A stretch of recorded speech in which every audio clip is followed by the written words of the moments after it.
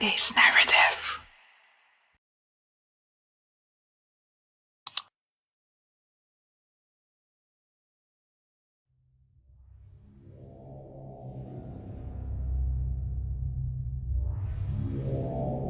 This story is emailed by Alex Rivera. The Scary Lady Story. All this happens in my cousin's house. So, one time, I was at their house. Color white house just for you to imagine. Then, we want to play ball in the yard and we did. After a while, accidentally the ball went over the fence. I and my cousin Gabe hurriedly went to get it. Then, we found the blue ball. Seemingly, I knew something was wrong when a lady with a knife started chasing us. Then and there, we tried to run as fast as we can and got back to the house. We told to Auntie what happened, but apparently, she did nothing. Still scares me then.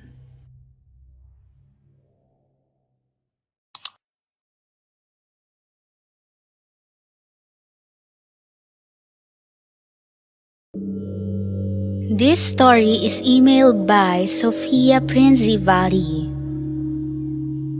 Scary Dream. Just some stuff about me first so it's accurate. My name is Sofia. I have brown hair and brown eyes. I was 6 when this happened. So, my grandma had just passed away and I and my sister Belle weren't allowed to go to the funeral. After that, everything was just pretty normal.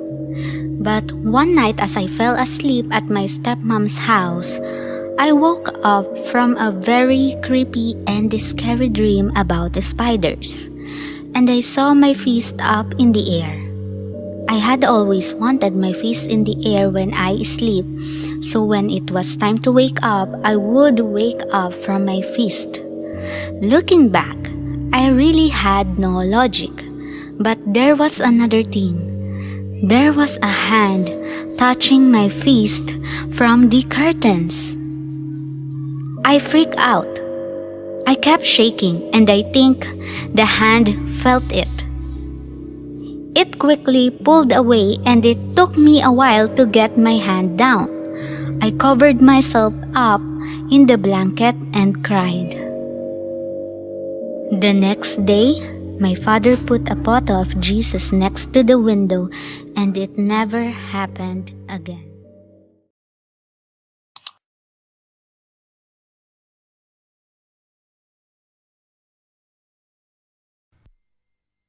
This story is emailed by Callie Lacey. From Nightmare to Reality. Hello, my name is Callie. I am currently a 25-year-old woman, but this story takes place when I was 10. At this time, my parents were separated and my mother wasn't around much. On the night this story takes place, my older brother was in charge of keeping tabs on me via walkie-talkie. I wasn't allowed to go out of range and I was typically a good kid and didn't need much supervision. My brother, being a teenage boy, admittedly didn't check on me like he was supposed to, trusting I would be good. On this night, I had went to hang out with my friend at the front of our trailer park. I was due home before it got dark, but knowing my brother wouldn't be home until long after myself, I disobeyed the rules and stayed out with my friend long after dark. I had just realized it was 10 p.m. and my walkie-talkie was dead. Panic set in as I quickly hurried home.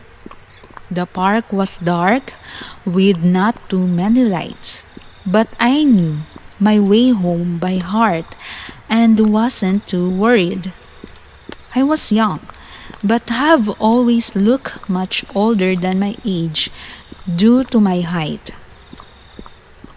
I was walking down a road with a lot of empty lots and just a small wooded area on the other side of the vacant lots.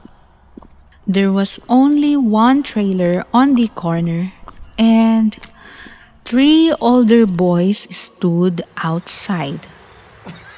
One looked 17, and the other two easily 19 to 20s. Dude. Something about them made my gut drop, and I began to pick up pace when I heard one of them call out,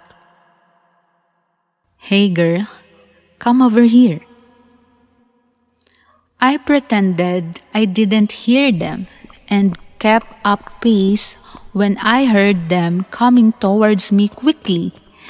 Before I could do anything, I felt a hand grasping hard at my arm. "Take her to the woods where nobody will see," Let's do it. one man demanded. Let's go. I tried to fight, but they were too strong. I tried to scream, but I was so petrified, only air came from my lungs. The men began to drag me off to the woods. There was nothing I could do but try my best to fight and scream.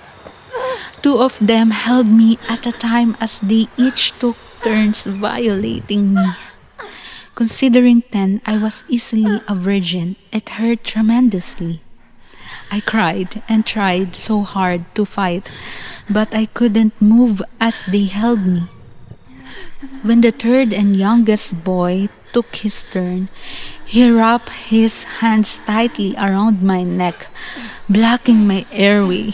The look in his eyes as he choked me still haunts me to this day. It was clear his intent was to end my life.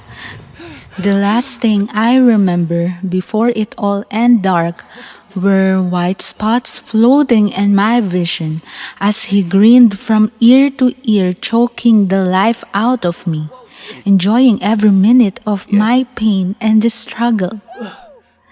Lucky for me, they weren't the brightest of criminals, and I woke up 30 minutes later and limped home as blood ran from between my legs down to my socks. My brother still wasn't home, and my sister was fast asleep. My mother, I never really knew where she was, but it was clear she wasn't home. I went to shower and cried the whole time. It took me years to speak of this incident and affects my current relationships. I hate the men who did this to me. They took away my childhood and any chance at a normal life. I couldn't even look a man in the eye outside of family for many years later, and I still find it difficult to this day to hold a conversation with the opposite gender. To all you young reckless girls out there, stay safe and always trust your gut feeling. It could be difference between life and death.